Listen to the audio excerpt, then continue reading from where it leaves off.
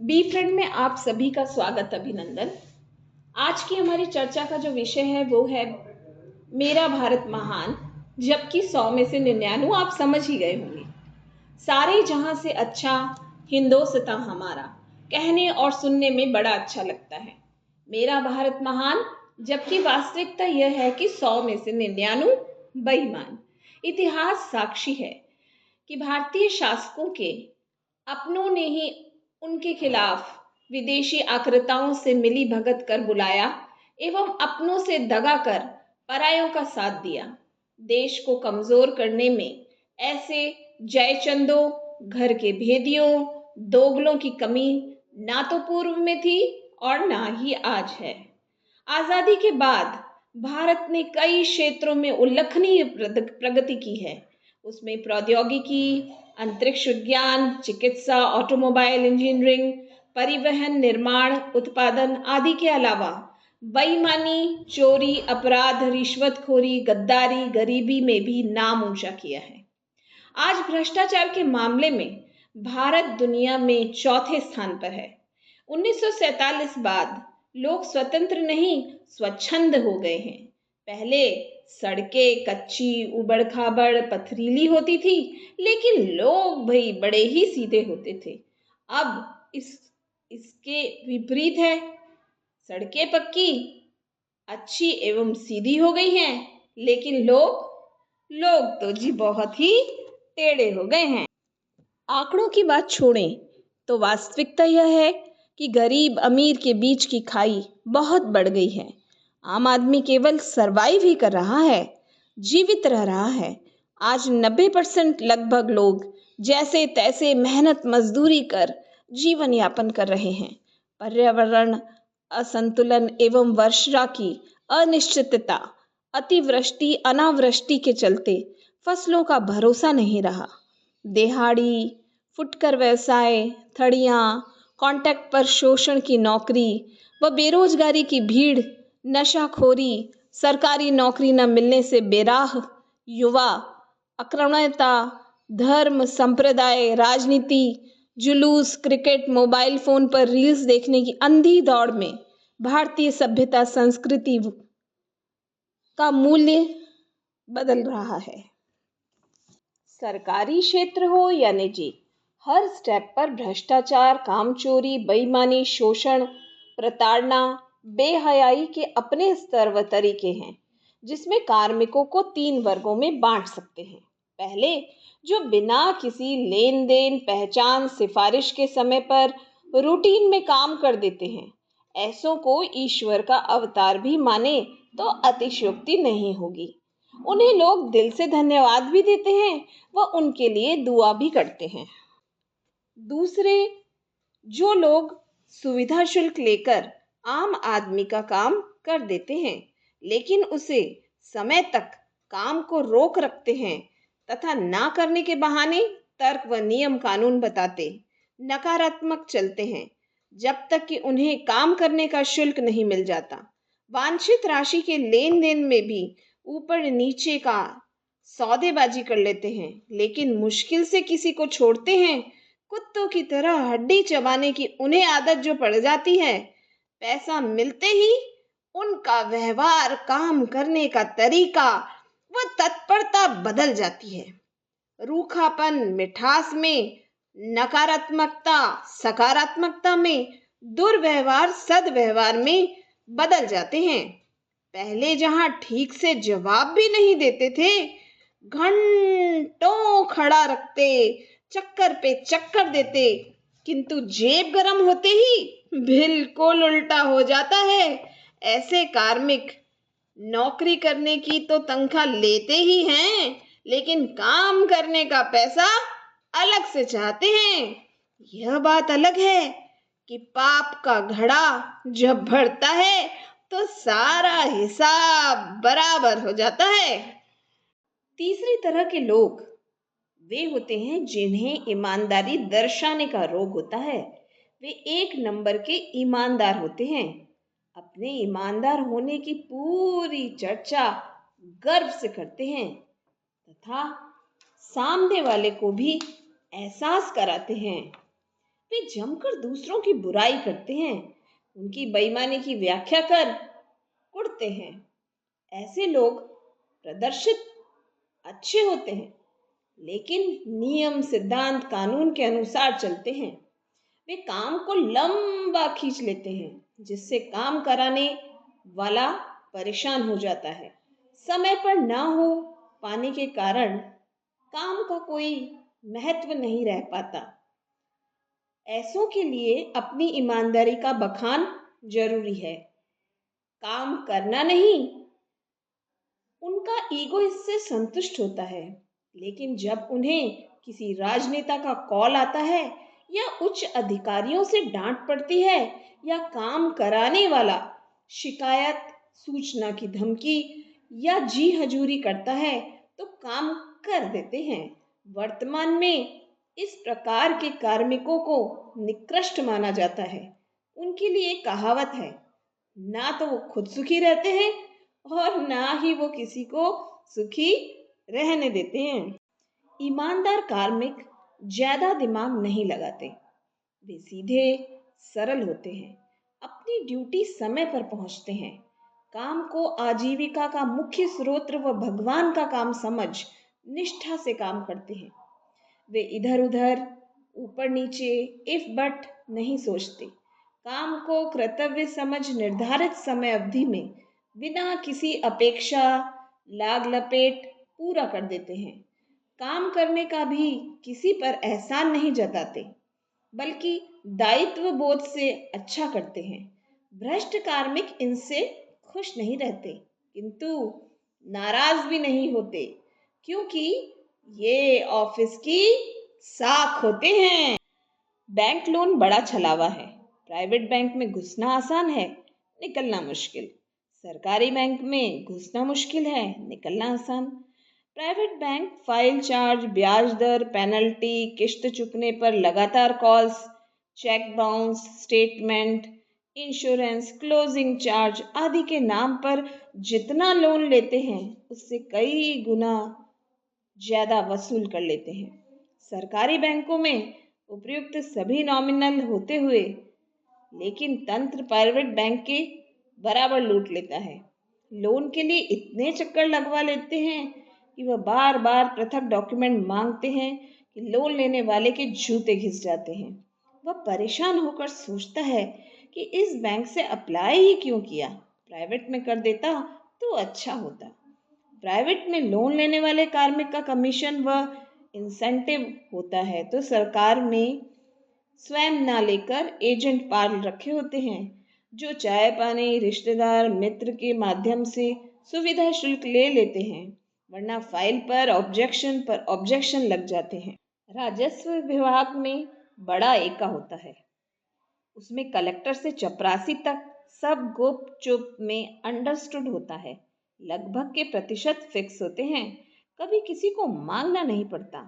सबकी बंदी रकम यथा समय यथा स्थान पर पहुंच जाती है।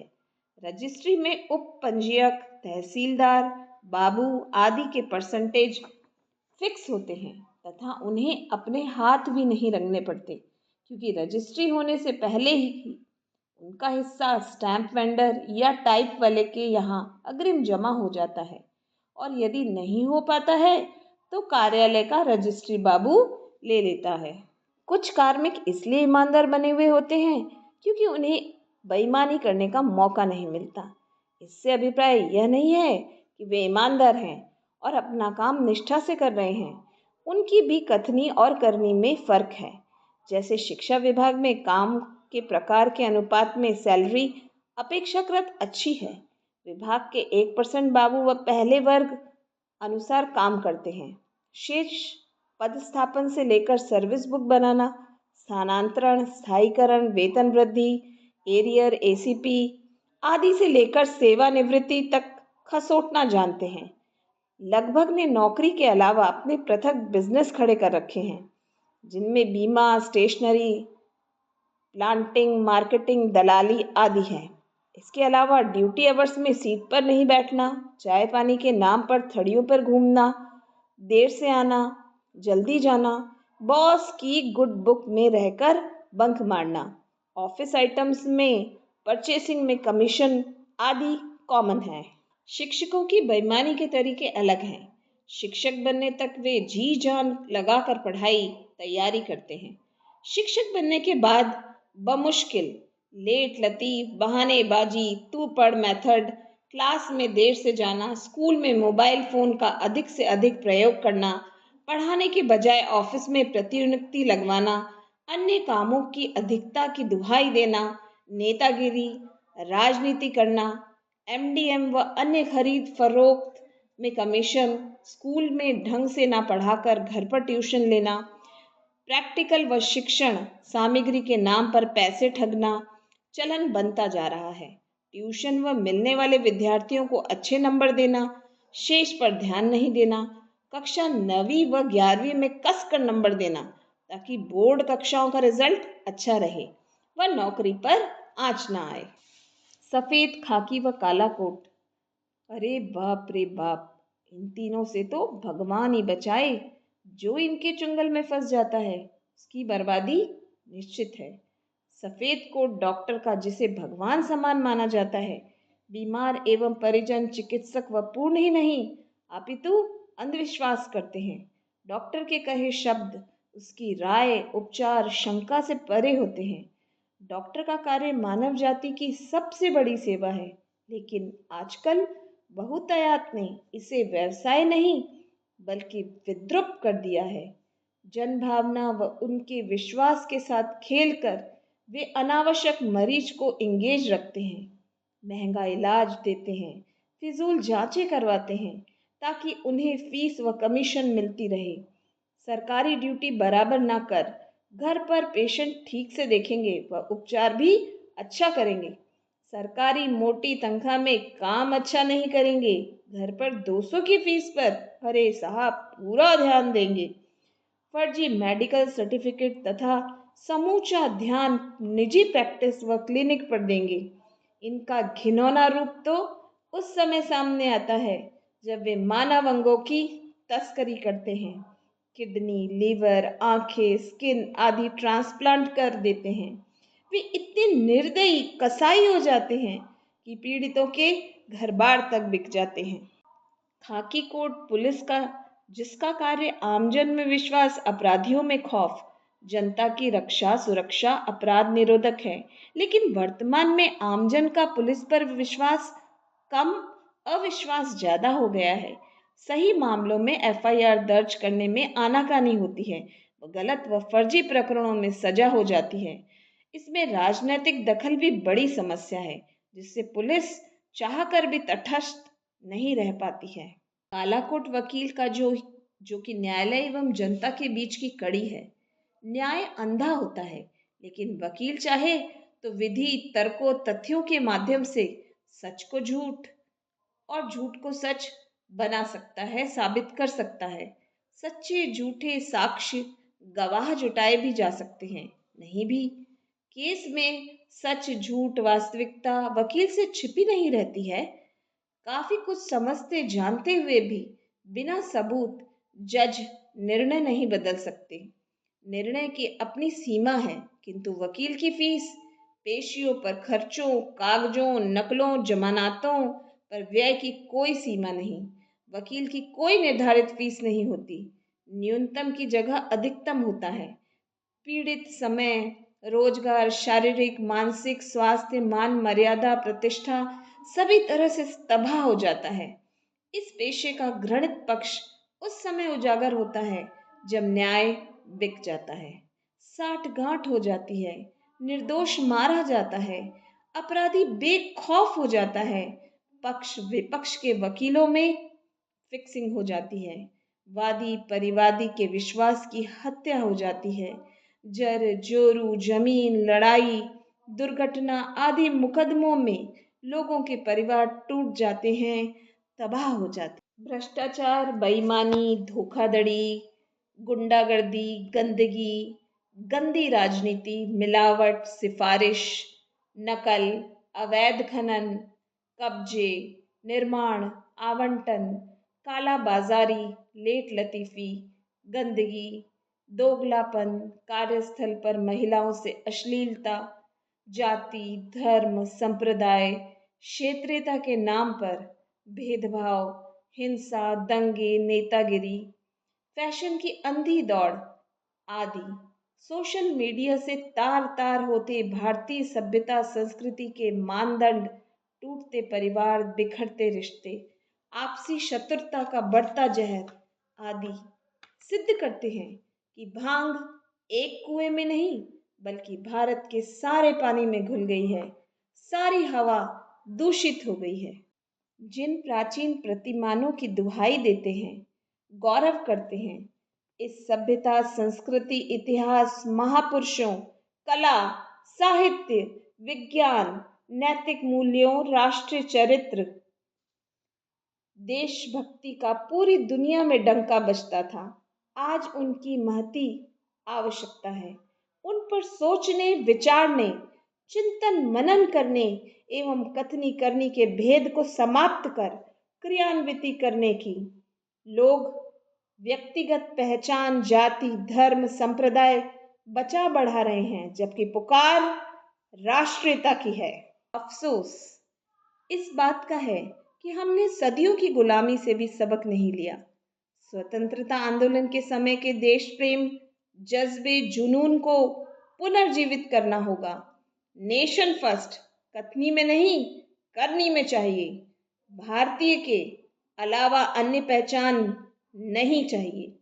प्रतिपल प्रतिकर्म में यह चिंतन हो कि ऐसा करने से मेरे राष्ट्र, राष्ट्रीय गौरव, गरिमा में क्या अंतर आएगा। मेरा भारत महान 100 में से 99 में केवल प्रथम 3 शब्द को ही ग्रहण करना है, अमल करना है और जीवन में उतारना है, शेष पर नहीं। हम करें, 10 को कहें, 100 तक संदेश पहुंचाएं। बदलाव और मशाल जलाने के लिए 2 ही काफी हैं। भारत में भीड़ तो स्वतः जुट जाती है। आज की इस चर्चा के लेखक हैं श्री प्रहलाद चंद्र शर्मा। कैसा लगा आपको ये लेख? कमेंट करके ज़रूर बताइएगा। हमें आपके कमेंट्स का इंतज़ार रहेगा। अगर आप एक सच्चे देशभक्त हैं और इस तरह का बदलाव भारत में चाहते हैं तो कमेंट में जय हिंद, जय भारत लिखना ना भूलें। और हाँ, हमारे चैनल को सब्सक्राइब और लाइक भी करें। फिर मिलेंगे एक और नए विषय पर चर्चा करने के लिए।